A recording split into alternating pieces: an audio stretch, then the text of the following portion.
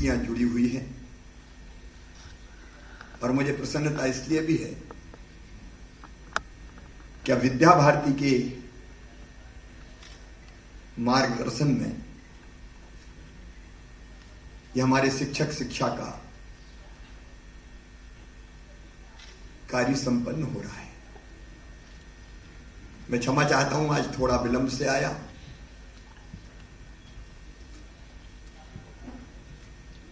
एक तो जन्मदिन शिक्षा क्षेत्र में चर्चा करते हुए मनाना अपने आप में मैं सौभाग्य मानता हूं,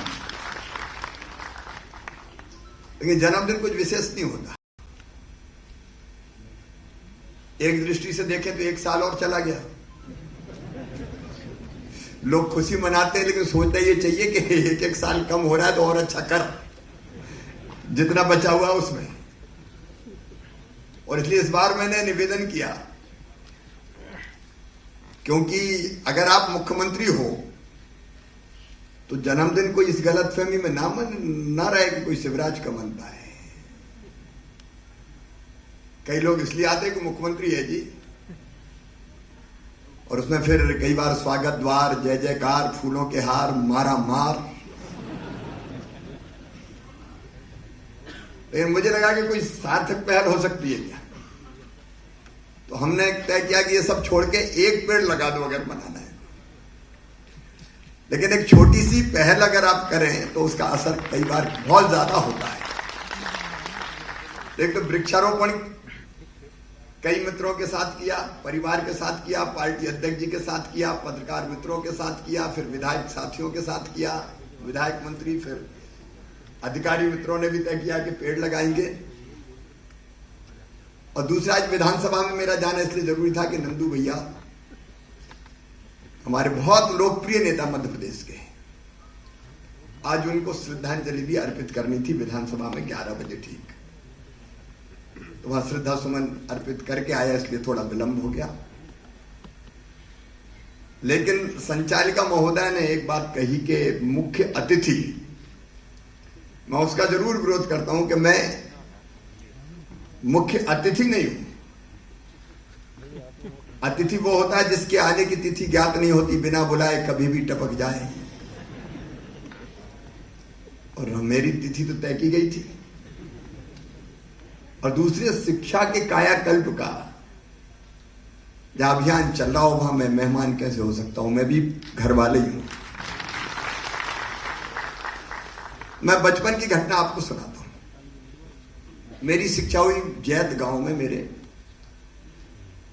अभी भी जैत की आबादी 1200 के आसपास है, 1200-1300। नर्मदा जी के किनारे गांव है। प्राइमरी स्कूल, प्राथमिक शाला सरकारी हमारा।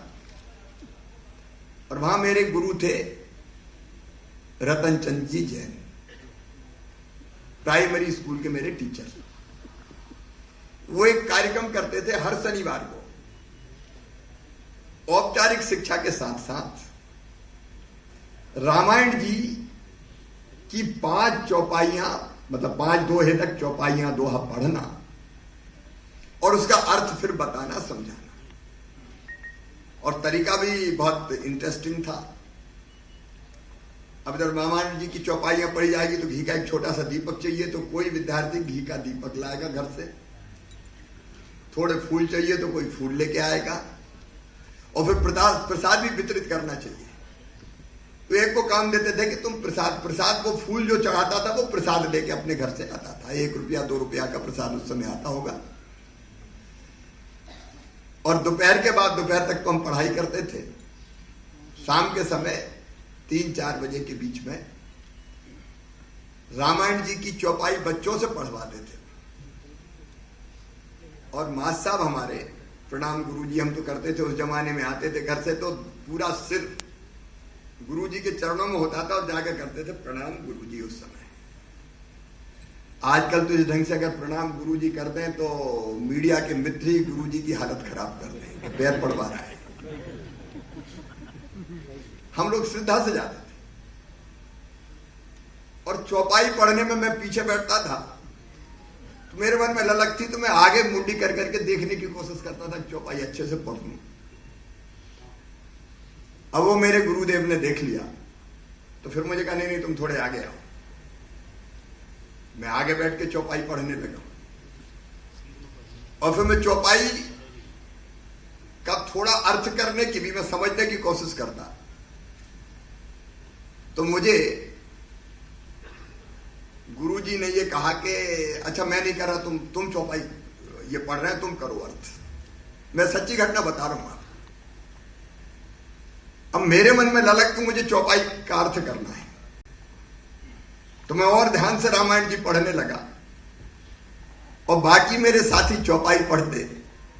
पर हित सरस धर्म नहीं भाई, पर पीड़ा सम नहीं अदमाई, या सिया राम मैं सब जग जानी, करूं प्रणाम जोर जुग पानी। और मैं अर्थ करता। वो अर्थ करते करते मेरा सौभाग्य कि रामायण जी का सार लगभग मेरे मन मस्तिष्क में घुस गया और मुझे लगा कि जीवन अगर जीना चाहिए तो मर्यादित भगवान रामचंद्र जी की तरह जीना चाहिए। अब ये पाठ्यक्रम में शामिल नहीं था और मैं आज अच्छा वक्ता भी बना तो वो अर्थ करने के कारण मैं वक्ता बना, जो कुछ अच्छा बोल पाया। अब एक छोटी सी बात, ये शिक्षा नीति में शामिल नहीं था, लेकिन मेरे गुरुदेव का चमत्कार था। उनने मेरे जैसे कई शिष्य ऐसे तैयार कर दिए। एक शिक्षक ने जो भी अच्छा कुछ है प्रारंभ में जो मुझे मिला, वो मैं मानता हूं कि मेरे गुरुदेव की कृपा है, प्राइमरी स्कूल के मेरे टीचर की। अब शिक्षक की शिक्षा कितनी महत्वपूर्ण है, इस उदाहरण से मैं तो समझ सकता हूं। औपचारिक कोई पाठ्यक्रम ही केवल पढ़ाते रहना है, तोते की तरह बच्चों को रटाते रहना है, बाद में फिर परीक्षा ले लेना है, बस्ते का बोझ फिर परीक्षा का बोझ। मैं केवल आलोचना नहीं कर रहा है, लेकिन आमतौर पे अगर हम देखें तो शिक्षा के 3 उद्देश्य होते हैं। एक ज्ञान देना, दूसरा कौशल देना और तीसरा नागरिकता के संस्कार देना। आदि गुरु शंकराचार्य जी महाराज कहते थे, सा विद्या या विमुक्ता, जो मुक्ति दिलाए केवल इस लोक में नहीं परलोक में भी, वो विद्या शिक्षा। स्वामी विवेकानंद जी ने बड़े सरल शब्दों में कहा, शिक्षा वह है जो मनुष्य को मनुष्य बना दे, इंसान बना दे। और इन तीनों चीजों को भी अगर देखें, ज्ञान देना, पीढ़ियों द्वारा संचित जो ज्ञान है, क्या वो इतिहास का हो, भाषा का हो, भूगोल का हो, गणित का हो, विज्ञान का हो, उसको अगली पीढ़ी को दे देना। अब देना किस तरीके से, यह सवाल है। शिक्षक की शिक्षा का अर्थ ही है क्या बस्ते के बोझ से नीरस प्रयत्नों के साथ। अब ड्रॉप आउट रेट का एक बड़ा कारण यह भी है कई बार कि तरीका पढ़ाने का ऐसा कि बच्चे सोचते हैं कि कब पिंड छूटे, और एक तरीका यह कि इतनी रुचि और प्रवृत्ति के अनुसार बना दी जाए कि बच्चे के मन में जिज्ञासा भी पैदा हो, जिज्ञासा को हम शांत भी करें और स्वाभाविक रूप से बच्चों का विकास कैसे हो। स्कूल भी और कई बार पेरेंट्स भी डंडा लेके पीछे पड़ जाते हैं, बस तू तो यही पढ़। जो स्वाभाविक विकास होता है वो कैसे हो बच्चों का। हर एक की अपनी रुचि होती है, प्रवृत्ति होती है, विशेषताएं होती है, उनका प्रकटीकरण शिक्षा के माध्यम से कैसे हो और उस दिशा में कैसे और बेहतर वो बढ़ सके। तो ज्ञान देने का मतलब ज्ञान में ज्ञान देने का तरीका। और नई शिक्षा नीति में मैं नई शिक्षा नीति का वर्णन इसलिए नहीं करूंगा कि आप सबने पढ़ी है, इस बात पर बहुत बल दिया है। दूसरा है कौशल देना। हमारे गांव में कहावत थी, बचपन में हमने सुनी थी, कम पढ़ा हर से गया और ज्यादा पढ़ा घर से गया। हर मतलब हल। अगर थोड़ा पढ़ गया तो जो मेहनत मजदूरी है, खेती का किसानी का काम, वो खत्म, और ज्यादा पढ़ा तो वो घर से गया, फिर किसी काम का नहीं। उद्देश्यहीन शिक्षा। अगर पढ़ने के बाद वो आजीविका भी अपनी ना चला सके तो क्या वो शिक्षा उपयोगी है? एमए, एमएससी, एमकॉम, एक बार बच्चों से हम बात कर रहे थे, क्या करोगे 11th 12th के बाद? बीएससी करूंगा। बीएससी के बाद क्या करोगे? एमएससी करूंगा। एमएससी के बाद क्या करोगे? पता नहीं है। हमको सोचना पड़ेगा कि शिक्षा हमको देना है।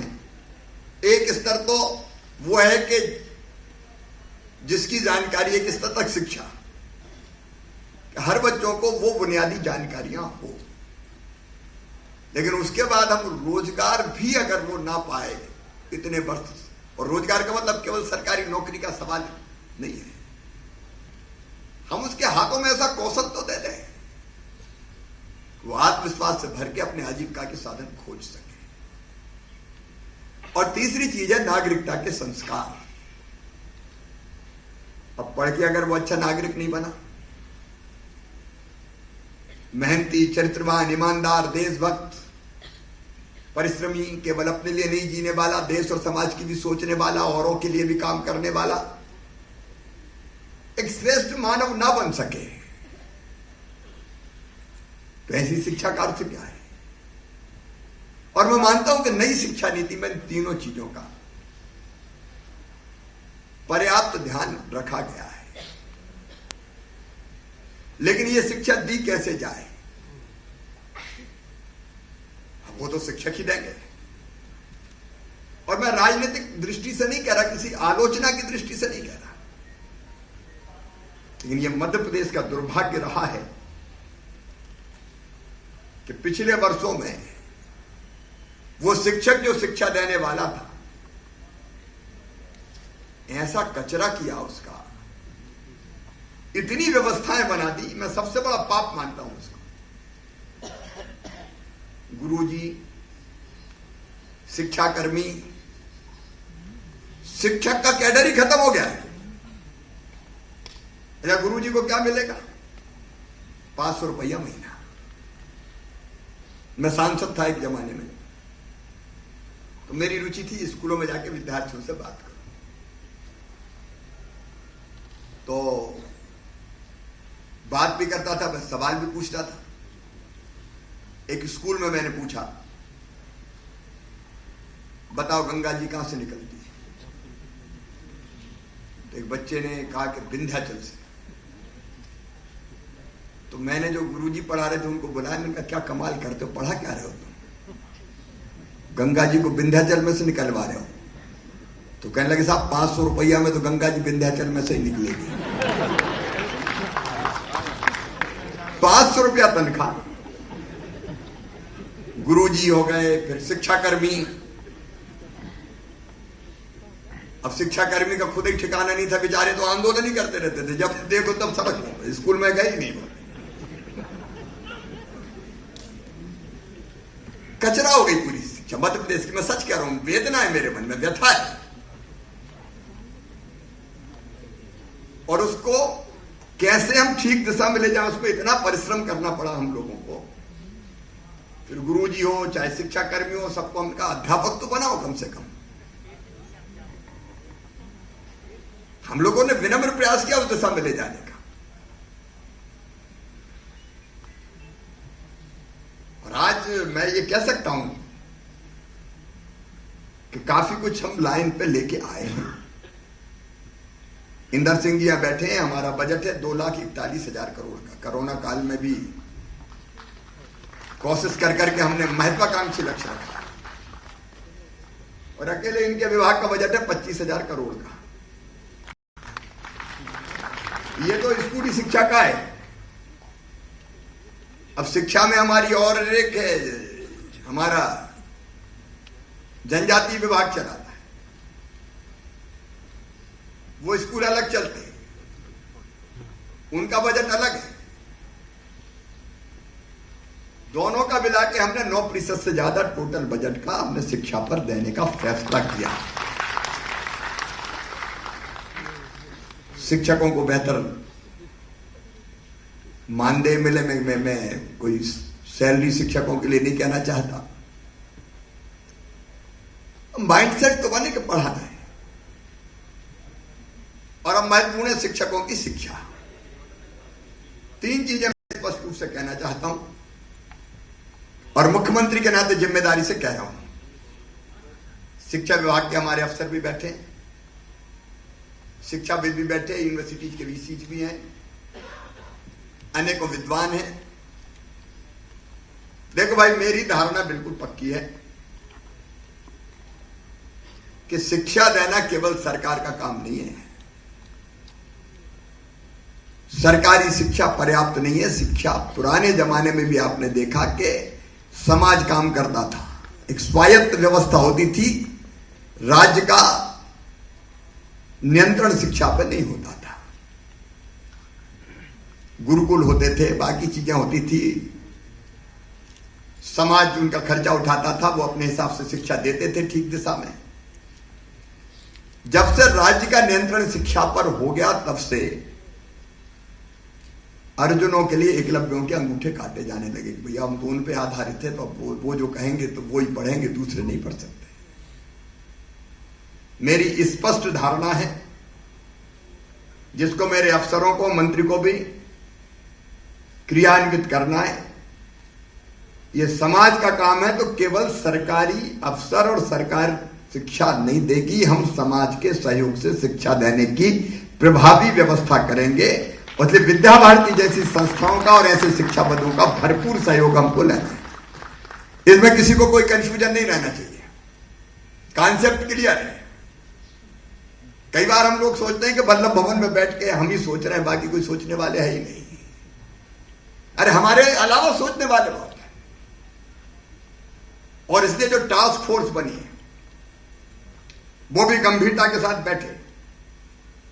केवल शिक्षक शिक्षा नहीं, इस पर तो आप 2 दिन विचार विमर्श करोगे, चिंतन करोगे, और एक और हमारा फैसला कि इसमें से जो निष्कर्ष निकलेंगे, अमृत निकलेगा, उसको हम फिर नीचे तक ले जाने का गंभीर प्रयास करेंगे। तो एक अकेला हमारा ठेका नहीं है। हम समाज को जोड़ के शिक्षा की बेहतर व्यवस्था बनाने का प्रयास करेंगे। टास्क फोर्स उस दिशा में काम करे, और इंदर सिंह जी अगर जरूरत पड़े और लोगों को जोड़ने की, तो आप नाम सोचिए, जोड़िए। उस क्षेत्र के जो प्रमुख लोग हैं उनसे बात कीजिए। हम बंदी बधाई शिक्षा नहीं देंगे कि ये तो लिखा है बस इतने।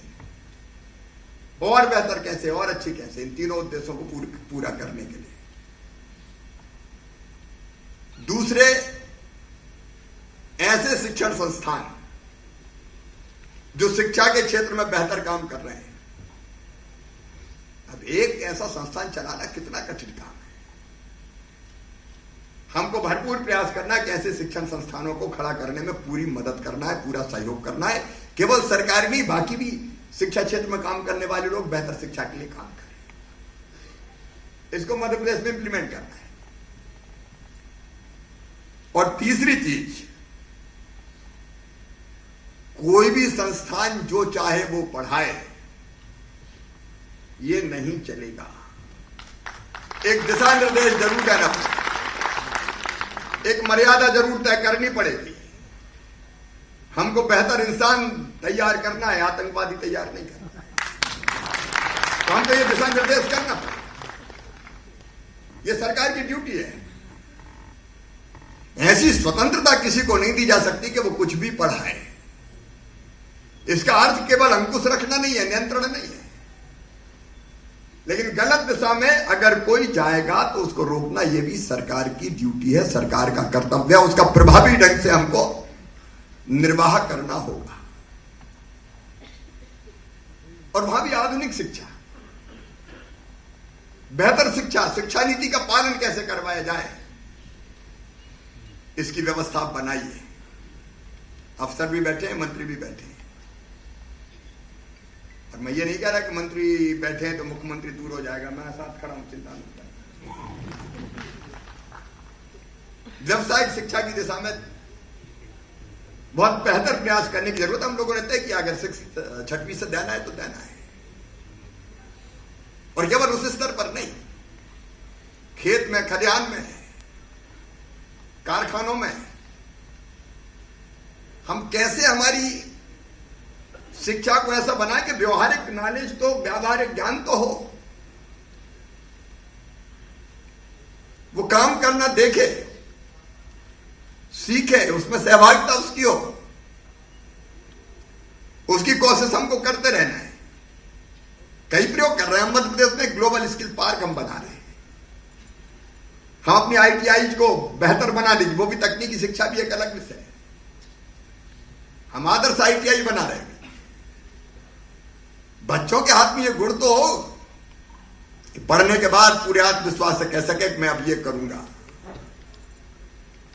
और वो करेगा तो केवल अपने लिए नहीं करेगा, पूरे प्रदेश के लिए करेगा, देश के लिए करेगा। प्रधानमंत्री जी का संकल्प है आत्मनिर्भर भारत, उसके लिए हमने संकल्प किया है आत्मनिर्भर मध्य प्रदेश। और वो केवल संकल्प नहीं है,